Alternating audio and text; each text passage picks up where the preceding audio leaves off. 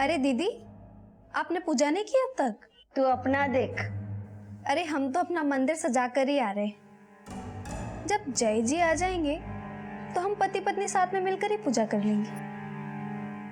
बीवी और रखेल में फर्क होता है, समझी? और दिवाली की पूजा ना घर की लक्ष्मी के हाथों की जाती है, ना कि रखेल के।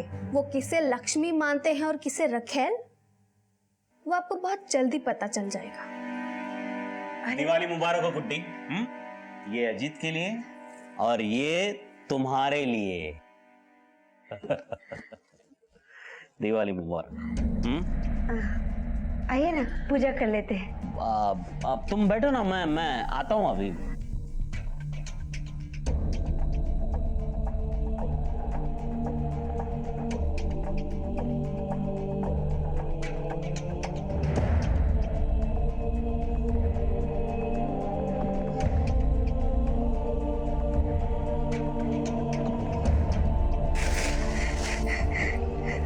इतना सब कुछ सह के भी हमारी गुड्डी जय को अपना जिंदगी में लाने के खातिर पूरा प्रयास करती रही। खूबसूरत बनने का खातिर वो ब्यूटी पार्लर में जाने लगी, अपना फिगर सुधारने के लिए कसरत करने लगी। और कहा हुआ अचानक 4 महीना बाद वो उल्टा ममता खुद ही घर छोड़कर चली गई। साहब, हमने सपने में भी ना सोचा था कि ममता दोबारा आई, और आई तो आई पेट से होकर आई, और कह रही थी हमारे जय का बच्चा है। बहुत ही कमीनी औरत है ये, उसी ने गुड्डी को मारा है। ये तो साफ हो गया कि गुड्डी की हत्या की वजह ममता और जय का रिश्ता बना। लेकिन ममता के गायब होने का राज या तो जय जानता है, या रणवीर, या फिर उसका भाई प्रतीक। सर 3 अप्रैल से 13 अप्रैल तक जिन जिन एरियाज में ममता का फोन ऑन हुआ, हमने वहां काफी पूछताछ की, लेकिन ममता की कोई लीड नहीं मिली सर। जिन जिन लोकेशन पे उसका फोन ऑन हुआ, उसके आसपास के बाजार, सिग्नल्स, एटीएम, सब जगह की सीसीटीवी फुटेज चेक करो। शायद ममता कहीं कैप्चर हुई हो। पुलिस ममता को तलाशने का हर संभव प्रयास कर रही थी। तलाश की इस कड़ी में ममता के एक कंस्ट्रक्शन साइट पर देखे जाने का राज सामने आया, लेकिन ममता की तलाश ने पुलिस को एक बार फिर से चौंका दिया।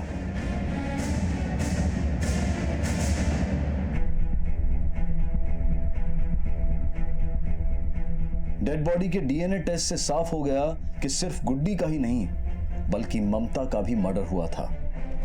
सर वो बॉडी ममता की ही थी। पोस्टमार्टम रिपोर्ट के हिसाब से मरने वाली लेडी प्रेग्नेंट थी। बॉडी का डीएनए ममता की मां से मैच होता है और पेट में पल रहे बच्चे का डीएनए रणवीर से। हत्या की वजह और टाइम? सर ममता का मर्डर गला घोट के किया गया है। ममता की हत्या गुड्डी की हत्या से 10 दिन पहले, यानी 3 अप्रैल को शाम को 4 से 5 के बीच में हुई। गुड्डी की हत्या से 10 दिन पहले? अगर उसकी हत्या गुड्डी की हत्या से 10 दिन पहले हुई थी, तो उसके फोन से गुड्डी को लगातार फोन कौन कर रहा था? सर मैंने सारी फैमिली के फोन रिकॉर्ड्स चेक किए, किसी की भी लोकेशन ममता की लोकेशन से मैच नहीं करता है। इसका मतलब जिसने भी ममता का खून किया, उसी ने ममता के फोन से लगातार 10 दिन तक गुड्डी को कॉल किया और बाद में उसे भी मार दिया। शायद दोनों का कातिल एक ही है। कातिल ने बड़ी चालाकी से अपने मोबाइल फुटप्रिंट को बचा कर रखा। यादव, पूरी फैमिली का लास्ट 2 महीने का मूवमेंट चेक करो। जिस दिन ममता पहली बार जय का घर छोड़कर गई थी, एक एक कॉल चेक करो। कातिल बड़ी चालाकी से अपना काम कर रहा है। गुड्डी और ममता की हत्याएं एक सोची समझी योजना बनाकर की गई थी, और इसी वजह से अपराधी के खिलाफ सबूत जुटाना आसान नहीं था। अब तक जितने भी नाम सामने आए थे, उन सभी के पास इस अपराध को अंजाम देने के लिए कोई ना कोई मोटिव जरूर था, लेकिन उस मोटिव को साबित करने के लिए पुलिस के पास कोई पुख्ता सबूत नहीं था। और इसी बीच एक और नया अपराध सामने आया। सब अजीत सब उसका अपहरण हो गया सर। हम देर से उसको स्कूल लाने पहुंचे तो वो गेट कीपर बताया कि घर वो अकेला ही निकल गया सब। वर्मा, देखो मामला क्या है, और अजीत की फोटो भी सर्कुलेट करो। Yes sir. अब तो तुम्हें यकीन हो गया ना कि अजीत को किडनैप करने की कोशिश पहले भी हुई थी? मूर्ख थे जो गुड्डी का बात नहीं सुने। सब गुड्डी को खो देने के बाद जो हम अजीत को खो दिए, तो हम खुद को कभी माफ नहीं कर पाएंगे साहब।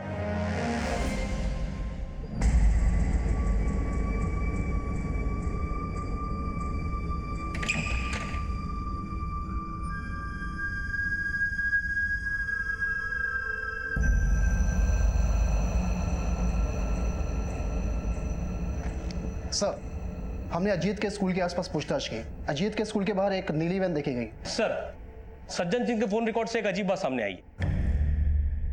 30 अप्रैल को सज्जन ने इंद्रलोक मार्केट की एक दुकान से एक संदूक ऑर्डर किया। और इसी तारीख के बाद से ये किडनैपिंग के हाथ से शुरू है। लेकिन संदूक का इस सब से क्या लेना देना? सर संदूक का साइज 4x2x2 का है और अजीत की हाइट 3 फुट 7 इंच है। और सर हमने दुकान वाले से बात की, कुछ अजीब बातें सामने आई हैं सर। साहब सज्जन बाबू तो अनाज के लिए खूब बड़ा बड़ा टंकी ऑर्डर किया करते थे, लेकिन पहली बार छोटा संदूक ऑर्डर किए। किस लिए, कुछ बताया? ये तो कुछ नहीं बोले। जब संदूक तैयार हुआ तो 2 नया लड़का को भेजी, और वैसे तो हर ऑर्डर उनका नौकर लेके जाता था। कौन लड़के, उनका नाम? नाम तो नहीं बताया। कैसे आए थे? नीली वैन से। अजीत के स्कूल के बाहर भी एक नीली वैन को देखा गया।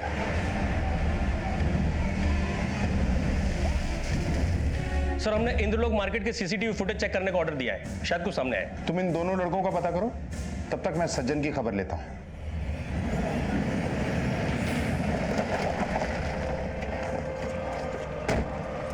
पूरे गोदाम की अच्छी तरह से तलाशी लो।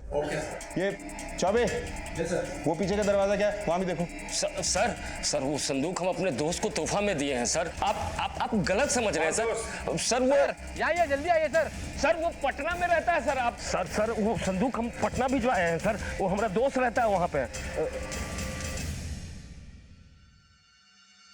पटना भिजवाया है या यहाँ गाड़ा है? नहीं सर, वो खोदो।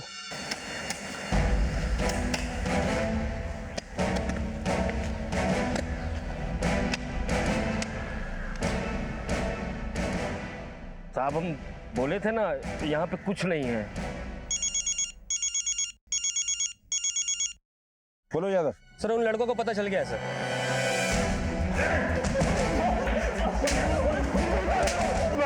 बता हमने उठाया था साहब अजीत को। कहाँ अजीत अभी? साहब वो जय भैया की दुकान में।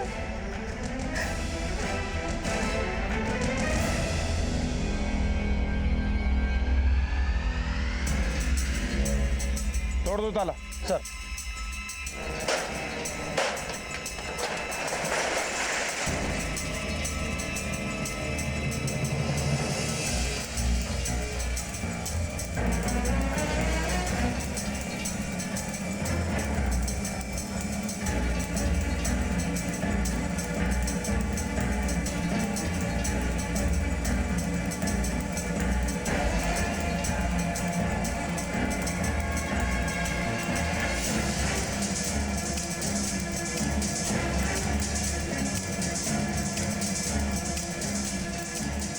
खोद दो।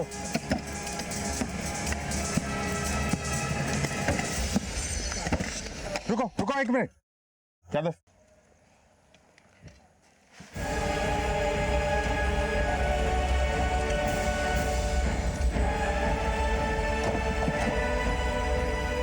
बच्चे को बाहर निकालो जल्दी।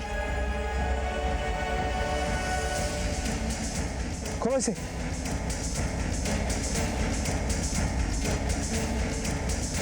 लेके आओ साले को। सर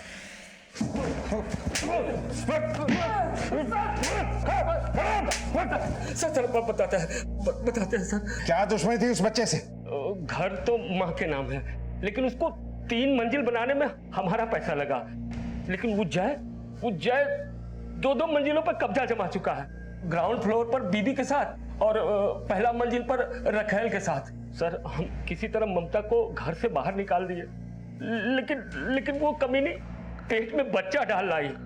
फिर हमको लगा कि अगर जय उसे वापस ले आया तो फिर उसकी बीवियों का और बच्चों का हक हो जाएगा घर पे। फिर गुड्डी का मर्डर हुआ तो ममता पे शक आया। तो फिर हमने सोचा कि अगर अजीत किडनैप हो जाए तो इसमें भी ममता का नाम आएगा। हमको पागल समझता है? ममता का मर्डर गुड्डी से 10 दिन पहले हो चुका था। क्या कह रहे हैं सर? ममता का मर्डर हो गया? नाटक मत कर और मान ले कि गुड्डी और ममता को तूने ही मारा है। नहीं सर, हम सच बोल रहे हैं सर। अगर ममता का मर्डर गुड्डी से पहले हुआ है तो इसमें जरूर वो प्रतीक और वो प्रतीक। वो कैसे? सर हम आपको पहले नहीं बताए थे। एक बार जब हम अजीत को किडनैप करने बाजार में गए थे तो वहां हमने प्रतीक को गुड्डी के साथ देखा था। वो पैसे दे रही थी सर प्रतीक को।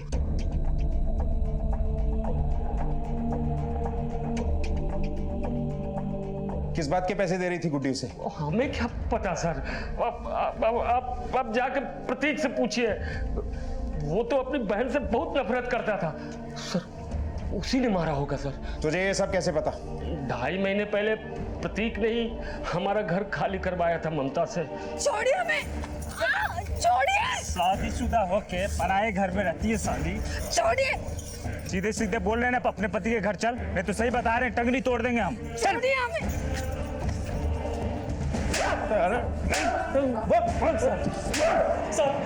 सही बोल रहे हैं, हम नहीं मारे उसको। तू गुड्डी के भी टच में था। जहां ममता का मर्डर हुआ वहां भी तेरा फोन एक्टिव था। दोनों को तू नहीं मारा है। हम किसी को नहीं मारे हैं साहब। सच बोल रहे हैं साहब, हम झूठ काहे बोलेंगे। बेटा 29 मार्च से 3 अप्रैल तक ममता तेरे घर में ही थी। सब हम मानते हैं कि ममता हमारे साथ में थी। तो 3 अप्रैल को तूने ही उसे धौलीबाग ले जाके मारा। हम नहीं मारे हैं उसको, गुड्डी मारी होगी उसको। वही बोली थी हमको ममता को वहां लेके आने के लिए। ये लो 20,000 रुपये। ऐसे ही देते रहने दीदी, ममता को कभी आपके घर में घुसने ही नहीं देंगे। तुम्हें ना एक काम करना होगा, उसे ना धौलीबाग ले आना और उसे ये कहना कि जय को उसे कुछ बात करनी है। साहब अगले दिन ममता को हम वहाँ ले गए। जय और गुड्डी आएंगे, सल्टा लेना बातचीत करके, ठीक है? हम चलते हैं। उसके बाद ममता के साथ क्या हुआ क्या नहीं हमको कुछ नहीं पता। तो गुड्डी को किसने मारा? ये हमको नहीं पता साहब, लेकिन ममता को गुड्डी ही मारी होगी। प्रतीक हर कदम पर पुलिस से झूठ बोलता आया था और अब जब सारे सर्कमस्टेंशियल एविडेंस प्रतीक के खिलाफ थे तो उसने पुलिस को एक नया एंगल दिया कि गुड्डी ने ही ममता का मर्डर किया है। लेकिन क्या उसके दावों में कोई सच्चाई थी या फिर ये उसकी एक और चाल थी पुलिस को गुमराह करने की? लेकिन सवाल यह भी था कि अगर गुड्डी ने ममता का मर्डर किया है तो फिर गुड्डी का मर्डर किसने किया है, और वो कौन था जो गुड्डी का मर्डर होने तक ममता के मोबाइल से गुड्डी को कॉल कर रहा था? सर, ममता के फोन से जिन जिन लोकेशन से गुड्डी को फोन गया वहां प्रतीक का फोन एक्टिव नहीं था। हो सकता है प्रतीक के कहने पे कोई और ममता के फोन से कॉल करता हो, या हो सकता है ममता का मर्डर करने के लिए प्रतीक से गुड्डी ने नहीं किसी और ने ममता को वहां बुलवाया हो। लेकिन सर ये हो कौन सकता है, क्योंकि जय और रणवीर के खिलाफ कोई पुख्ता सबूत नहीं है और बहुत तोड़ने के बावजूद प्रतीक अपने बयान पे कायम है। पता करो ये प्रतीक किस किस से मिलता था, खास तौर पे वो जिनका कनेक्शन गुड्डी और ममता दोनों से हो। साहब, हम ममता जैसी बच्चलन औरत से छुटकारा पाना चाहते थे। हमने प्रतिभा को पैसे दिए पर ममता को मारने के लिए नहीं, वो तो इसलिए दिए कि वो ममता को हमारे घर कभी लौटने न दे। साहब हमने भी उसी के लिए उसे पैसा दिया था। 2 महीना पहले भी प्रतीकवा ने पैसा लेकर ममता को हमारे घर से निकाला था, रणबीर के घर भेजा था। पर हमने वो कहा ममता को मारने को नहीं कहा। सिर्फ ममता ही नहीं, गुड्डी की हत्या भी कबूलनी है। साहब हमने किसी को नहीं मारा। नहीं मारा सब। सोच लो, बुढ़ापे की मार का दर्द मरते तक रहता है। और आपको तो गुड्डी को थप्पड़ मारते हुए लोगों ने सब्जी मंडी में देखा था। हाँ, हम ये बात मानते हैं कि हमने गुड्डी को थप्पड़ मारा, पर हमने किसी की जान नहीं ली साहब। तुम्हारी दुश्मन तो ममता थी, गुड्डी को क्यों मारा? उसकी सास ने प्रतिभा को ज्यादा पैसे देकर ममता को हमारे गले डाल दी, बस इसीलिए। और पैसे देके उसे भी मरवा दिया। नहीं साहब, हम कह रहे हैं ना, हमने किसी को नहीं मरवाया, किसी को नहीं मारा। जो कच्चू भी हुआ ना, इसी ने किया है। हमने कच्चू नहीं किया साहब, हमने कच्चू नहीं किया।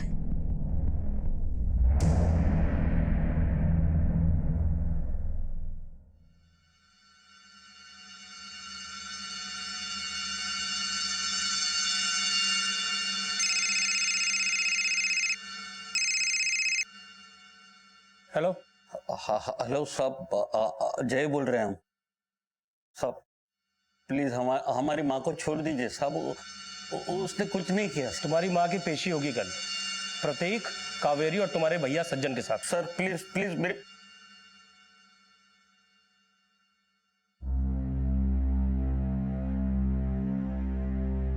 हे बेटा, ये क्या कर रहा है तू? हाँ, क्या है भौरिया का जी दुखा रहा है?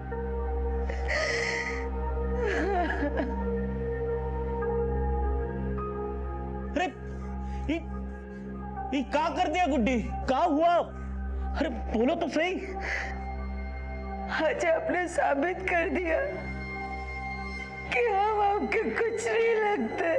ये गुड्डी गुड्डी गुड्डी, देखो देखो, हाँ ऐसा ऐसा ना बोलो।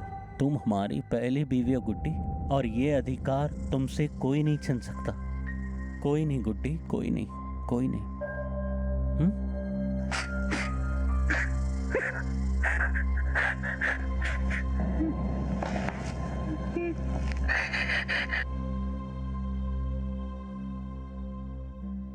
टेक 00 में आप सबका स्वागत है। कहते हैं कि गलतियां इंसान से ही होती हैं और उन्हें सुधारने का मौका भी सबको मिलता है, लेकिन जब नजरिया और जरिया दोनों ही गलत हों तो ना तो गलती होने से रुकती है और ना ही उसे सुधारने का मौका मिलता है।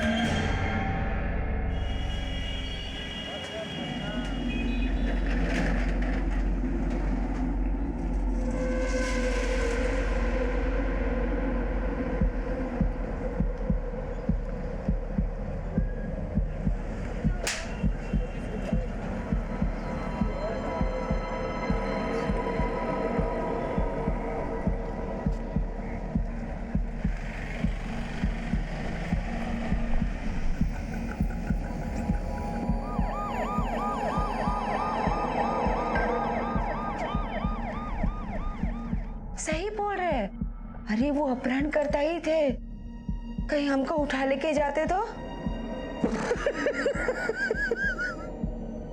तुमको उठा ले जाते? अरे तुमको उठा के ना यमराज की भी नाभि सरक जाएगी। खाना बना लगाओ, बहुत भूख लगा हमको। जाओ जाओ, उठा ले जाते।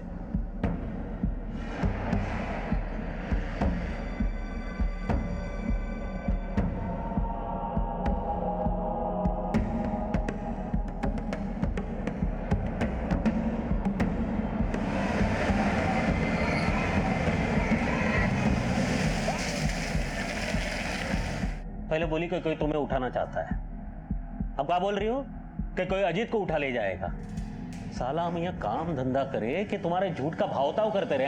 हाँ तो हम ही आपको झूठे लगते हैं ना, लेकिन कह देते हमार बिटुआ को कचो हुआ ना तो देख लेना। कुछ ना हो रहा, समझ में आई बात? अब जाओ यहाँ से।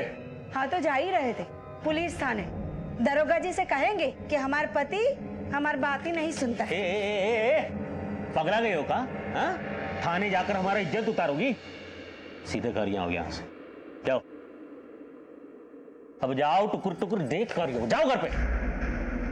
एक मां को डर था कि कोई उसके बेटे का अपहरण करना चाहता है, लेकिन एक पिता इतना लापरवाह कैसे हो सकता है कि अपनी ही पत्नी के शक को वो जरा भी तवज्जो ना दे। कभी कभी अपराध के शुरुआती संकेतों को नजरअंदाज करने की गलती अपराध और अपराधी दोनों को बढ़ावा देने जैसी होती है, और यही गलती कभी कभी हमें भी अपराध का भागीदार बना देती है।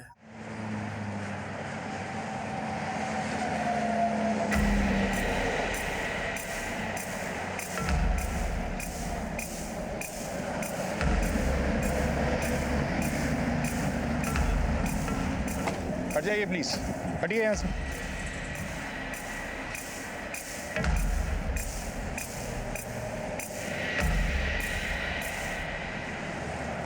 चेक करो।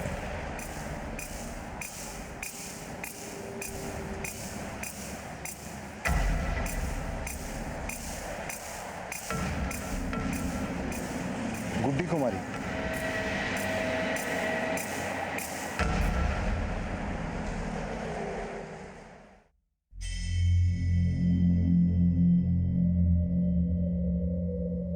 गुड्डी, गुड्डी, ये गुड्डी। समझ नहीं आ रहा है कि ये गुड्डी हाईवे पे गई कहाँ है? आखिरी बार कब देखा था? कल सुबह दुकान जाने से पहले। पूरी रात फोन घुमाया, लेकिन पुलिस को सूचित क्यों नहीं किया? सर वो पुलिस तो गुमशुदगी का रिपोर्ट 24 घंटे बाद लिखती है ना, और आप सर तो 18 घंटे में ही उसकी मौत की सूचना दे दी है। मौत नहीं, हत्या।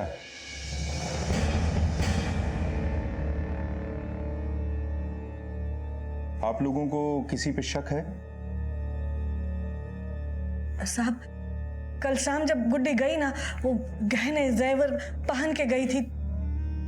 अम्मा जी, हम बाहर जा रहे, आप अजीत का ख्याल रखिएगा, चलते हैं। लेकिन वो इतना सज धज कर गई कहाँ होगी? आपसे कुछ नहीं बोली? नहीं साहब, लेकिन गुड्डी को बाजार घूमने का बहुत ही शौक था, तो हम भी साग सब्जी सब वही खरीद के लाती थी। आप लोग एक साथ नहीं रहते हैं? परिवार तो एक ही है, लेकिन रसोई अलग है। क्यों? आपस में बनती नहीं है आप लोगों की? ना ना साहब, वो बेटों और बहू में हमेशा बनी रहे ना, इसीलिए हमें ही रसोई अलग की है। और काम भी हमारा अलग अलग है। जय फर्टिलाइजर का काम करता है और हम हैं अनाज व्यापारी। काम अलग, रसोई अलग, लेकिन घर किसके नाम पे? माँ के। ग्राउंड फ्लोर पे जय, गुड्डी और माँ रहती हैं, और दूसरा मंजिल पे हम और हमारी बीबी कांति रहती है। और पहली मंजिल? सर वो पहला मंजिल खाली है, किराए के लिए रख छोड़े हैं। आप क्यों खामोश हैं मिस्टर जय? हम तो कुछ समझ में नहीं आ रहा साहब, और लग ये भी रहा है कि ये हत्या कोई लूटने वालों ने की हो, ऐसा। आप लोग जा सकते हैं।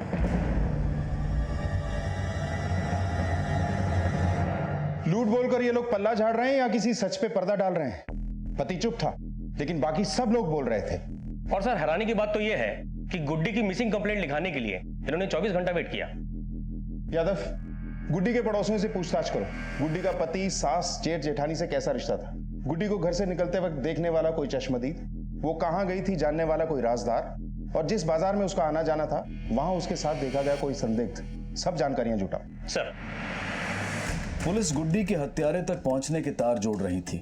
हत्या वाले दिन गुड्डी को घर से जाते हुए देखा गया था, पर गुड्डी कहां और किसके पास गई थी इसकी पुख्ता जानकारी नहीं मिल पा रही थी। लेकिन पूछताछ के दौरान वो राज सामने आया जिसको लेकर गुड्डी कई दिनों से चिंता में थी। साहब, गुड्डी अजीत को लेके बहुत परेशान थी। कौन अजीत? साहब, उसका गोद लिया बेटा। गोद लिया बेटा? हाँ साहब, उसकी और जय की अपनी कोई संतान नहीं थी साहब। क्या परेशानी थी अजीत को लेकर गुड्डी को? उसको लगता था कि उसके बेटे को कोई किडनैप कर लेगा, इसलिए साहब वो बहुत चिंतित थी।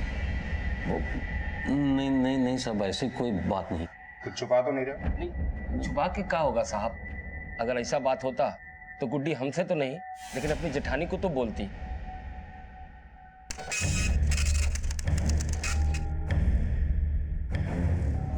सर, गुड्डी की पोस्टमार्टम रिपोर्ट। गुड्डी की हत्या 13 अप्रैल 8:30 बजे के आसपास हुई है। हत्या गला घोट के की गई है सर। गुड्डी के कॉल रिकॉर्ड के हिसाब से 13 अप्रैल शाम 4 बजे जय ने उसे कॉल किया था, और रात 9:30 बजे गुड्डी का फोन उसी लोकेशन पे स्विच ऑफ हुआ जहां उसकी लाश मिली थी। सर, कहीं ऐसा तो नहीं कि जय ने खुद गुड्डी को वहां फोन करके बुलाया? रात 8 बजे गुड्डी को एक और नंबर से भी कॉल आया था। इस नंबर से कई बार गुड्डी के मोबाइल पे फोन आया। पता लगाओ ये नंबर किसका है। और साथ ही गुड्डी और जय के गोद लिए बच्चे अजीत से भी मिलो। उसको किडनैप किए जाने की कोशिशों के राज का जानना भी जरूरी है। सर, गुड्डी को जिस नंबर से कॉल आ रहा था वो किसी ममता बिश्नोई के नाम पर रजिस्टर्ड है। सिम कार्ड भागमली गांव के वोटर आईडी देकर खरीदा गया है। फिलहाल फोन ऑफ है सर। बेटा, आपको स्कूल से लेने और छोड़ने कौन आता है? पापा, पर पहले मम्मी आती थी। बेटा, आप कभी घर से अकेले बाहर नहीं निकलते? नहीं, मम्मी ने मना किया है। क्यों? क्योंकि कोई मेरा किडनैपिंग ना कर दे। बेटा, इससे पहले ऐसा कुछ हुआ है?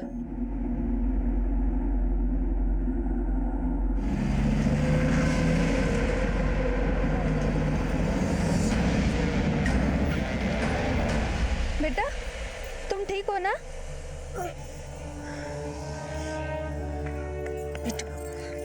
दीदी, बाल बाल बचाइए।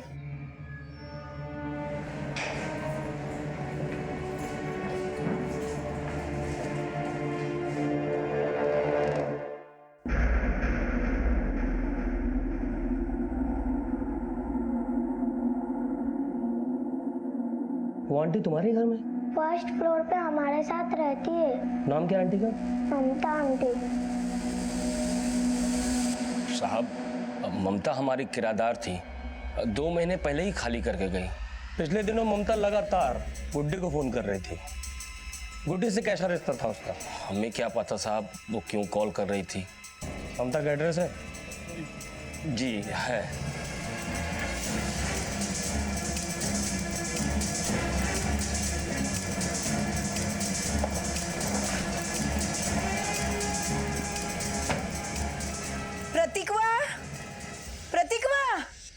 साहब, ममता यहाँ नहीं रहती है। यहाँ नहीं रहती तो कहाँ रहती? हमको नहीं पता, अपने पति के घर पे होगी।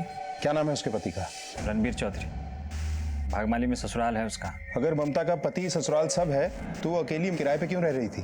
उसका अपने पति से बिल्कुल बनता नहीं था। हर हफ्ते 10 दिन में आके मायके में बैठ जाती थी। अब कहाँ से खिलाएं उसको? आखिरी बार कब आई थी यहाँ? महीनों हो गए उसका शक्ल देखे और ना देखना चाहते हैं। उसके ससुराल का पूरा पता दो हमें।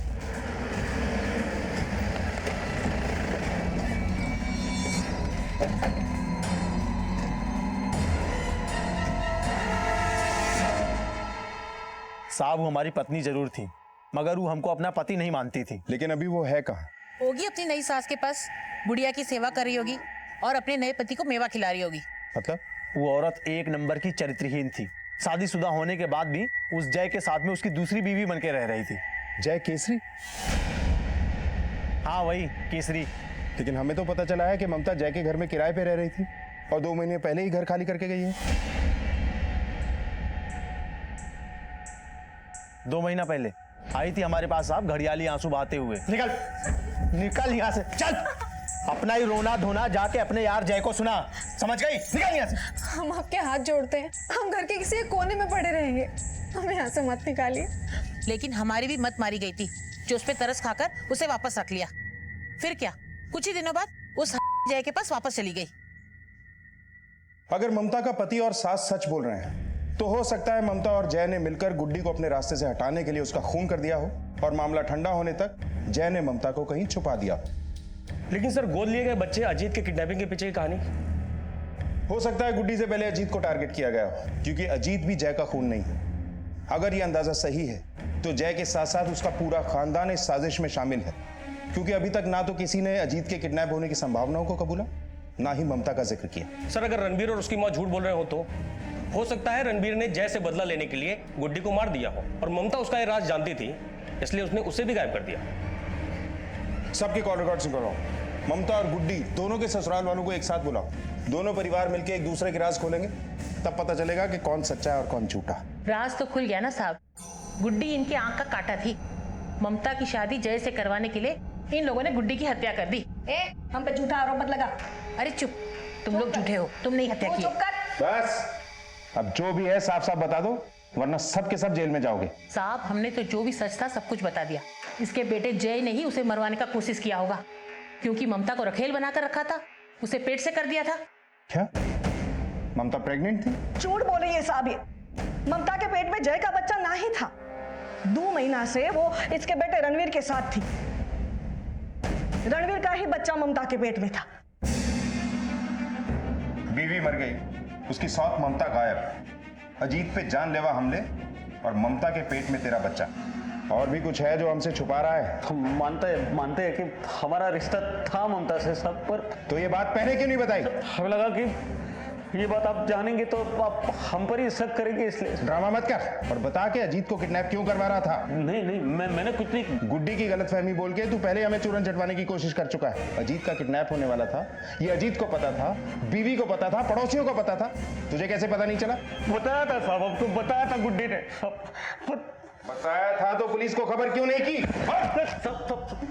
हमको लगा कि वो ध्यान खींचने के लिए गुड्डी हमसे झूठ बोल रही है, ऐसे ही। तेरे और ममता के चक्कर के बारे में उसे कब पता चला? 6 महीना पहला, जब हम ममता को पहला मंजिल पर किराएदार बना के लाए। ये सब क्या चल रहा है? हाँ तुम गुड्डी बैठो एक मिनट। अरे बैठो काहे को, बताओ क्या चल रहा है ये सब? देखो दरअसल हम तुम्हें बताने ही वाले थे। का? वो हम ममता से बहुत प्यार करते हैं गुड्डी। चुप रहो, शर्म नहीं आती है? अम्मा जी कहाँ चिल्ला रहे हो? चुप रहो, बात सुनो ना।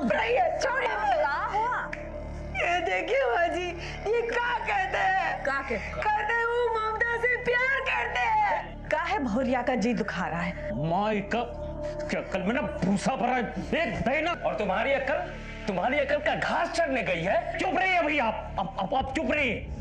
वैसे भी ये ना माँ का घर है। हमारा घर है तभी कह रहे हैं, निकालो उसको। निकालो उससे? हाँ ठीक है, निकाल दे उसे, लेकिन साथ में ना हम भी निकल जाए। तो हम पहले मरले ममता के साथ रहना शुरू करते हैं।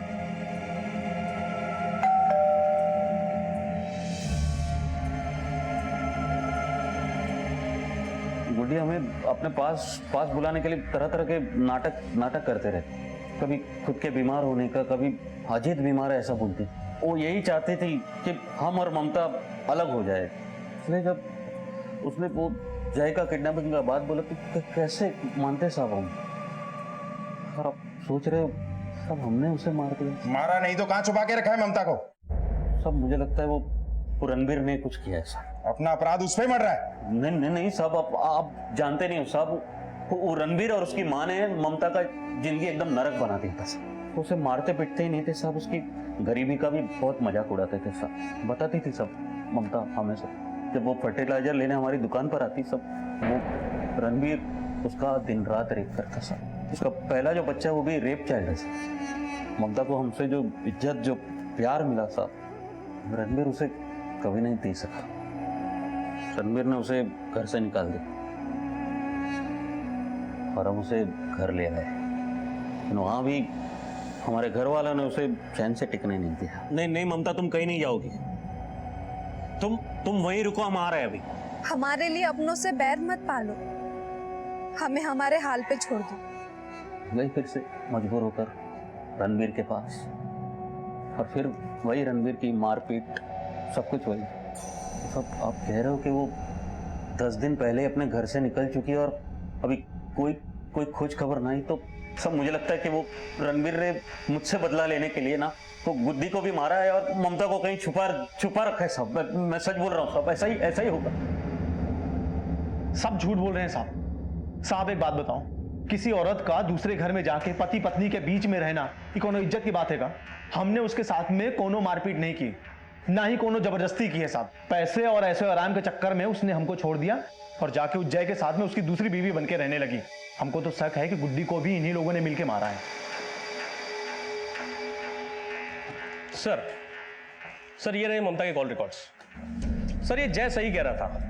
ममता 2 महीने पहले जय का घर छोड़ के रणबीर के गांव चली गई और गुड्डी के मर्डर से 15 दिन पहले यानी 29 मार्च को वापस जय के घर पे, और 29 मार्च की रात से 3 अप्रैल तक ममता अपने मायके चांदी धनी में ही थी।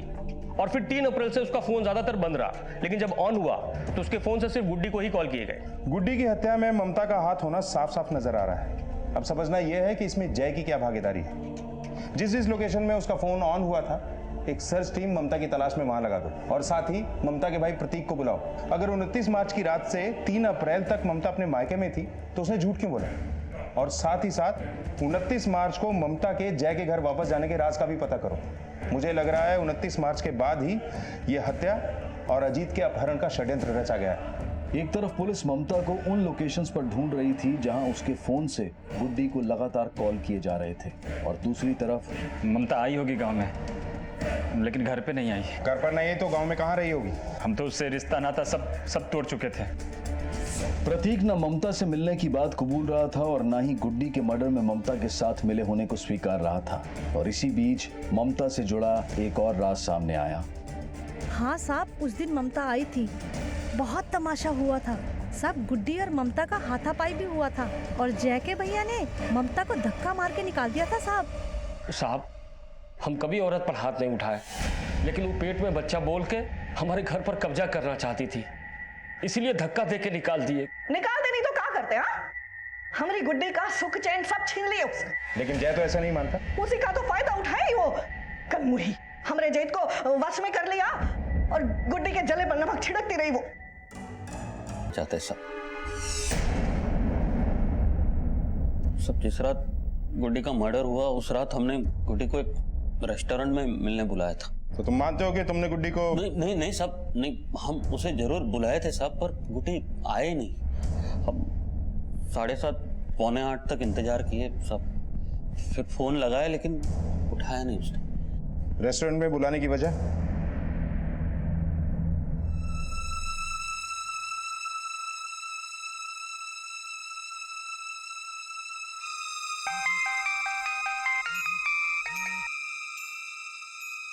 हाँ जी कहिए।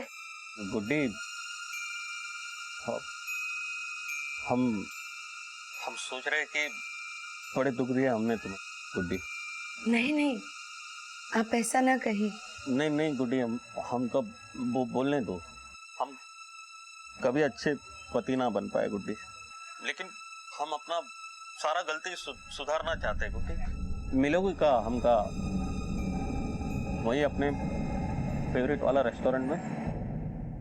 ये बात पहले क्यों नहीं बताई? डर गए थे साहब, हमको लगा कि हमारा और ममता का रिश्ता जानने के बाद आप हमें ही हत्यारा समझ बैठोगे गुड्डी का साहब, इसलिए। कहीं ये तेरी कोई नई चाल तो नहीं? कोई चाल बाल नहीं साहब। सज्जन भैया ने मेरे अजीत को मारने का कोशिश किया साहब। अब गुड्डी भी नहीं रही, ममता भी मर्डर हो गया, ममता का भी सब। अब माँ है हमारी, बस वो निर्दोष है साहब, आप वो छोड़ दो उसको साहब। यादव, रेस्टोरेंट का एड्रेस लो और वहां से सीसीटीवी फुटेज मंगवाओ। सर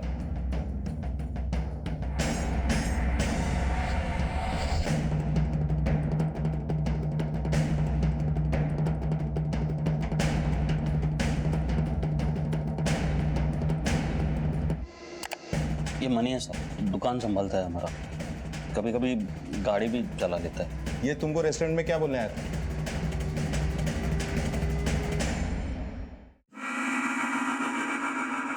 भैया जी, पेट्रोल की टंकी लीकेज हो गई है, गाड़ी गैराज ले जानी पड़ेगी। ठीक है, ले जाओ। ठीक है भैया।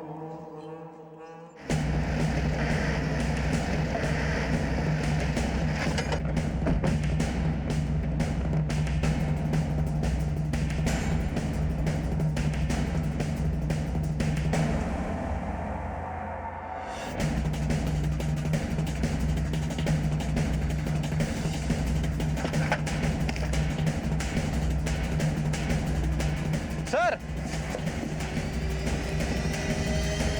जब मणि के घर और जय की कार की जांच की गई तो मणि के इन अपराधों से जुड़े होने के कई पुख्ता सबूत सामने आए। वो भैया ने पैसा नहीं दिया साहब, और गुड्डी भाभी ने हमको भैया से पैसे मांगते हुए देख लिया। कितना पैसा चाहिए? 50,000 भाभी। हम देंगे, पर तुमको हमारा एक काम करना पड़ेगा। कौन काम? हमारी सौत का मर्डर। हम भाभी का बात मान लिए साहब।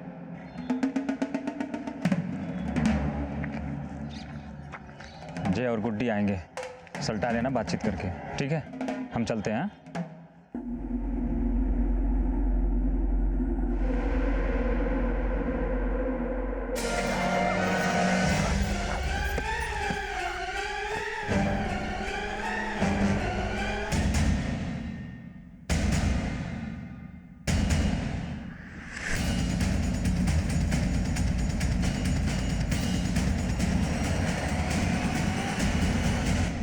क्या हुआ? काम हो गया भाभी। ये फोन तू अपने पास ही रख और रोजाना इस नंबर से मुझे फोन करना। और हाँ, याद रहे, अपने घर के आसपास से मत करना। ठीक है भाभी। ये लो पैसा। भाभी 50,000 की जरूरत थी हमें। 2 ही दिन का वक्त दो, दे देंगे। साहब, भाभी हमको आधा पैसा दी थी, बाकी के पैसे देने की नीयत नहीं थी उनकी। हम हर बार पूछते रहे, हर बार हमें टालती रही। फिर एक रात भाभी रेस्टोरेंट में आ गई तो हम अड़ गए।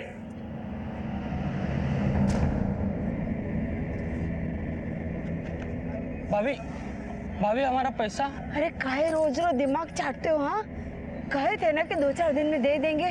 भाभी एक सेकंड आपसे बात करना, जरा आइए ना भाभी। क्या बात करनी? कहा तो सही, आइए ना। अरे कहा बात करनी? बोल कब देगी मेरा पैसा?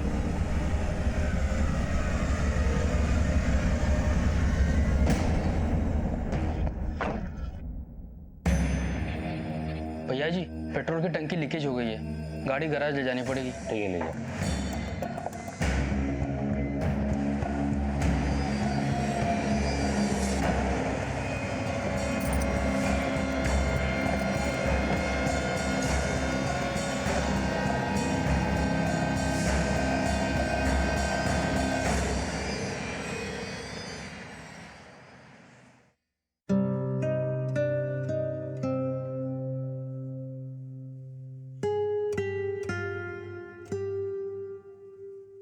इस केस से जुड़े हर शख्स का या तो नजरिया गलत था या फिर उन्होंने गलत जरिए का इस्तेमाल किया था, और इन सब की यही गलती इस अपराध का कारण बन गई। जय की जिंदगी से ममता को निकालने के लिए गुड्डी ने गलत फैसला लिया और उसकी यही गलती खुद उसकी हत्या की वजह बन गई। माना कि ममता रणबीर के अत्याचारों का शिकार थी, लेकिन उसका जय के साथ रिश्ता कानूनी तौर पर गलत था।